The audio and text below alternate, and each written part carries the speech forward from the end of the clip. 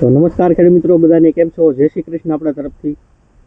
તો આપણે આગળ ડુંગળીના બજાર ભાવ બતાવશું, કેવા બજાર ભાવ છે એ. કેમ કે આપણે તો હું છે બધું એનાલિસ કરીએ, વેપારી પાસેથી ડિટેલ લઈએ, પછી આ વિડીયો બનાવીએ. અને આ વિડીયો છે એ કોઈ ફેક નથી. જેથી તમે કોઈ પણ વિડીયો કોઈ પણ રાજ્યમાંથી જોતા હોય, જે આપણે જે પુણે છે, નાસિક છે, કે રાજકોટ કે ગોંડલ બાજુથી, તો આ દિલ્હીની માર્કેટમાં જે આ બધા માર્કેટ છે તેની અંદર કેવા બજાર ભાવ છે આપણે બતાવીશું. અને આવી રીતે રોજ વિડીયોને સપોર્ટ કરતા રહો તો મજા આવે. જોઉં છું, પણ આ વિડીયોને તમે બહુ સપોર્ટ નહીં કરતા. જે આપણે માર્કેટના વિડીયો બનાવતા એને તમે બહુ સપોર્ટ કરતા, સારા રીતે ઘણાના ફોન આવતા. તો આ વિડીયોને પણ સપોર્ટ કરો, જેથી તમને રોજ દિલ્હીની માર્કેટમાં કેવા બજાર ભાવ હાલે છે ડુંગળીના, તેની તમને માહિતી મળતી રહે. એટલા માટે કોશિશ હાલે છે. તો એવી મારી ખાસ તમને નમ્ર વિનંતી છે. તો આ વિડીયોનો બને એટલો તમે ચેનલને પહેલાં વહેલા વિડીયો જોતા હોય તો સબસ્ક્રાઈબ કરવાનું રાખો, જેથી કરીને આપણને રોજ મજા આવે. રોજ તમને નવી નવી માહિતી આપતો રહો. આગળ આપણે વિડીયોમાં દિલ્હીમાંથી કેટલી માર્કેટમાં, રાજકોટની કેટલી ગાડી આવી, નાસિકની કેટલી આવી, એ વાત કરીશું વિડીયોમાં. અને વિડીયો છેલ્લે અંત સુધી જોશો એટલે તમને કેવો ભાવ આલે છે. અને નવરાત્રિ મહિના કાલથી મતલબમાં શરૂ થઈ જશે. તો નવરાત્રિના જે 8 થી 9 દિવસ હોય, મતલબમાં માર્કેટ ડીમ રહેશે એવું વેપારીનું કેવું છે. કાલે પણ આપણે વિડીયોમાં અંતે વાત કરી હતી, પણ કાલે અમુક ઘણા ખેડૂત મિત્રો અંત સુધી તો વિડીયો જોવાના નથી. તો આજે આપણે શરૂઆતમાં કહી દીધું છે.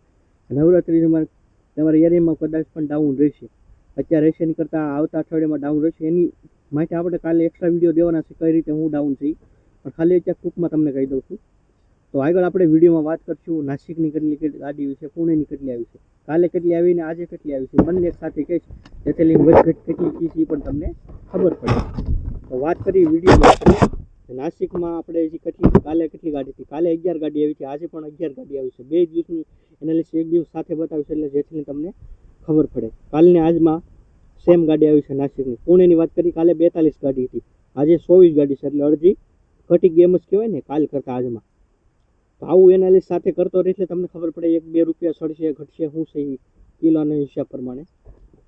તો પુણેની વાત થઈ ગઈ. તો પછી રાજકોટની કાલે પણ એક ગાડી હતી ને આજે પણ એક જ ગાડી આવી છે. કાલની આજમાં એમાં કાંઈ ફેર નથી. બીજી આપણે આગળ વાત કરશું તો એની પછી આવે છે એમપી એટલે મધ્યપ્રદેશ. કેમ કે કેવું પણ જરૂરી છે. કાલે 7 ગાડી હતી, આજે 5 ગાડી છે. તો ખાલી 2 ગાડી ઓછી આવી છે એમપીની કાલ કરતાં ને આજમાં. પછી આગળ આપણે વાત કરીશું એમપી. પછી આવે છે મોવાની કાલે 1 ગાડી હતી, આજે મોવાની ગાડી એક પણ આવી નથી માર્કેટની અંદર. તો મોવાની ગાડીની આવક ઓછી છે, મતલબમાં માલ અમથોથી ગુજરાતમાં આપણે જોઈએ તો મોવાળો ભાવનગર એરિયામાં માલ ઘટી ગયો છે. બીજા રાજ્યમાં કદાચ જતો હોય, સારા ભાવ હાલતા હોય એવું આપણે માલ લગાડી શકીએ છીએ. પછી આપણે વાત કરીશું રાજસ્થાન. તો રાજસ્થાનની કાલે 48 ગાડી હતી અને આજે છે 27. તો મતલબમાં રાજસ્થાનનો માલ પણ આજે ઘટી ગયો છે. ગઈકાલને આજમાં જે સરખામણી આપણે કરી એ પ્રમાણે એનો પણ માલ ઘટી ગયો છે.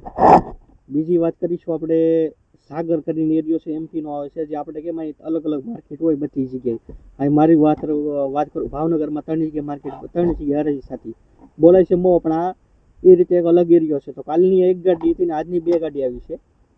તો મેં ગાડીની ડિટેલ આપી દીધી છે, કેટલી ત્યાં ગાડી છે. એ ટોટલ આજે 70 ગાડી આવેલી છે. કાલે 111 ગાડી હતી. તો મતલબમાં કાલ કરતાં 30% જેટલી ગાડી ઓછી આવેલી છે એવું અનુમાન છે. છતાં તમે તમારી રીતે જે અનુમાન કહેતા હોય ને જે માનતા હોય. અને કાલની 48 ગાડી વેચાણી નહોતી. એ બંનેનો સરવાળો કરી તો 120 આજુબાજુ. અત્યારે કાલે 150 ઉપર ગાડી માલ હતો અને આજે 120 ગાડી છે. કાલે આજમાં તમે જોશો અંતર ઘણું છે.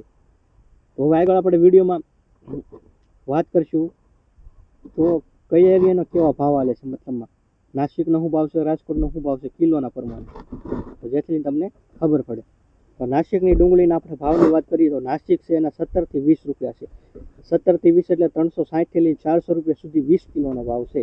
અને કિલોના કઈ દીધા છે, કિલોનો બોલું છું સાથે 20 કિલોના કેટલાથી પણ તમને કહી દઉં છું. કેમ કે બધી માર્કેટમાં અલગ થાય. કિલોનો કહો એટલે તમને આઈડિયા આવી જાય કે આ ભાવ હાલે છે. પુણેની વાત કરીએ તો પુણેના છે 20 રૂપિયાથી લઈને 21, 20 થી 21 એટલે 400 રૂપિયાથી લઈને 420 રૂપિયા ભાવ છે. આ પુણેની વાત થઈ ગઈ. રાજકોટની વાત કરીએ તો 17 થી 18, 17 થી 18 એટલે 360 થી લઈને 380 સુધી રાજકોટના માલ, એટલે હજી ગોંડલવાળો એરિયો કહેવાય છે, એના ભાવ છે. એની પછી આપણે વાત કરીશું એમપી એટલે મધ્યપ્રદેશ. તો મધ્યપ્રદેશમાં ભાવ છે 17 થી ₹19, 17 થી 19, 360 થી લઈને 380. પછી આગળ આપણે વાત કરીશું તો મહુવા છે. મહુવાની આજે ગાડી તો નથી પણ એના શું ભાવ છે પણ એવું જરૂરી છે, કેમ કે ખેડૂત મિત્રો જોતા હોય, અમુક વેપારી પણ જોતા હોય. તો 17 થી 18 રૂપિયા માર્કેટ ચાલે છે. 17 થી 18 એટલે 340 થી લઈને 360 રૂપિયા. પછી વાત કરીશું મહુવા પછી આવે છે રાજસ્થાન. અત્યારે માર્કેટમાં પુણે પછી રાજસ્થાનની સૌથી વધારે ડુંગળી આવે છે, તો તમને બધા ખેડૂત મિત્રોને ખબર જ છે.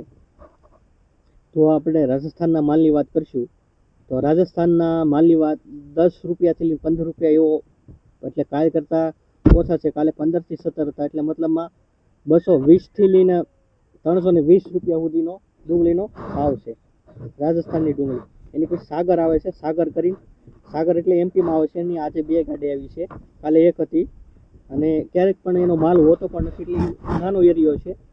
અને નવરાત્રી પછી રાજસ્થાન બાજુથી આવક વધશે એવો અનુમાન વધારે છે. તો રાજસ્થાન બાજુથી કોઈ પણ વિડીયો જોતા હોય તો એ કોમેન્ટમાં લખજો, તમારી બાજુ કોઈ ખેડૂત હોય તો. વાત કરીએ તો રાજસ્થાન સાગરની વાત કરીએ આપણે. સાગર જે માર્કેટ છે એના કેવા બજાર ભાવ છે, તો સાગર જે માર્કેટ છે એના છે 15 થી 16 રૂપિયા, એટલે 300 રૂપિયાથી 320 રૂપિયા ભાવ છે એવો અનુમાન છે. તો આ માહિતી આપી દીધી. તમને વિડીયો કેવો લાગે તો ચેનલને સબસ્ક્રાઈબ કરવાનું ભૂલતા નહીં, એવી મારી ખાસ તમને નમ્ર વિનંતી છે. બીજું કંઈ વધારે આપણે બોલું તો કાંઈ નથી. તમારી પાસે સારા ગ્રુપ હોય એમાં વિડીયો શેર કરજો, જેથી રોજ હું આવી માહિતી તમને આપતો રહું, રોજ તમને માહિતી મળતી રહે. તો રોજ આવો વિડીયો તમારે રેગ્યુલર જોતો હોય તો કોમેન્ટમાં લખજો. કોમેન્ટ તો હજી કોઈની આવતી નથી. કાલે એક ભાઈની હતી, તમે ગુજરાતીમાં બોલવાનું રાખજો તો આપણે ગુજરાતી જ બોલ્યા છીએ.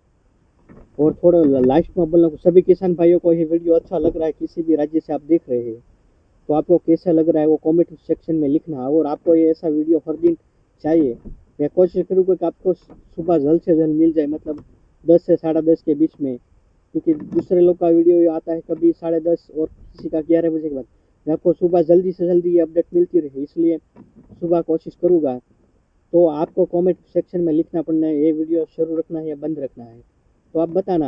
और ये जो मैं आपको जो सभी माहिती दी है वो कोई फेक नहीं है, पूरी मैंने एकत्रित की है और मतलब नॉलेज से किया है. मतलब क्या बोलूँ मैं आपको, ये पूरा मैंने जानकारी ली है. दिल्ली मार्केट आज़ादपुर जो है वहाँ कैसा रेट चल रहा है वो वहाँ से मैंने पूरा नॉलेज के बाद ये किया है. तो इसलिए आपको कह रहा हूँ, अभी चैनल को सब्सक्राइब नहीं किया है तो सब्सक्राइब कर दीजिए, इसलिए मैं रोज़ आपको वीडियो ऐसा देता रहूँ. तो आज कुछ दूसरा हम नॉलेज तो नहीं देंगे. और दूसरा एक मैं लास्ट में बात करना चाहूँगा, अभी धूप ज़्यादा हो रही है, मतलब અત્યારે તડકાનું પ્રમાણ વધારે છે, બધા ખેડૂત મિત્રોને ખબર હશે. તો તડકો આવતા વર્ષે આપણને ઓછો પડે. આ ઉનાળામાં હજી શરૂઆત થવાની છે, 10 વાગે એટલે ફૂલ તડકો લાગવા મળે છે. રાત્રે જોઈએ તો ઠંડી પ્રમાણ ડબલ ઋતુ થાય છે. તો આવતું ચોમાસું આવે ત્યારે બધાને એક ખાસ નંબર વિનંતી છે મારા તરફથી, વૃક્ષ વાવજો. વૃક્ષ વાવશો એટલે આપણને ડબલ ફાયદા થશે. વૃક્ષ વાવશો એટલે પક્ષીઓની સંખ્યા વધશે. તો આજે આપણે કોઈ પણ મોલ બનાવ્યો એમાં આપણને ફાયદો થાય કે રોગ જીવાત ઓછી આવે, કેમ કે પક્ષીઓ અમુક જીવાત ખાતી હોય. અત્યારે પક્ષીઓની સંખ્યા વધી ગઈ છે, અમુક પક્ષીઓ આપણે એટલી દવા નાખીએ છીએ તો અહીંયા ખાવા જાય તો જીવાત તો એ ખાતું જાય પણ એને પણ નુકસાન કરે છે. તો આવું આપણે ન થાય, આપણે દવા ઓછી છાવવી પડે, આપણી જમીન પણ બચે. જેટલી દવા ઓછી વાપશો એટલે આપણી જમીન પણ બચશે, એવું મારું કહેવું છે. બાકી તમને કોઈ પણ એવું લાગતું હોય તો અમે તમને નોલેજ આપ્યું છે, આ કેવું લાગ્યું એ પણ કોમેન્ટ સેક્શનમાં લખજો, જેથી મને પણ ખબર પડે કંઈક નવું રોજ લાવતા રહીએ. તો મળશું કાલે, આપણે એક એનાલિસ્ટનો વિડીયો આપશું કાલે રવિવારે, જો ટાઈમ રહેશે તો કોશિશ કરીશ. તો મળશું આપણે આગળ સોમવારના નવા વિડીયો સાથે.